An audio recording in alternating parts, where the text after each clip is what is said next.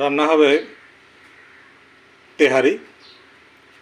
এখানে উপকরণগুলি আমরা একবারে জোগাড় করে নিয়েছি সবগুলি। এখানে মাংস রয়েছে, রয়েছে কালো জিরা চাল, এটি ধুয়ে রাখা হয়েছে। আমরা কিছু আলু কেটে নিয়েছি, এখানে কিশমিশ, এখানে বাদাম, কাঠবাদাম, কাজু বাদাম, চীনা বাদাম, ছোলা সিদ্ধ করে নিয়েছি আমরা। এখানে রয়েছে কাঁচামরিচ, পেঁয়াজ এবং অল্প কয়েক ধরনের গরম মশলা নিয়েছি আমরা। আসলে সাধ্য অনুযায়ী আয়োজন।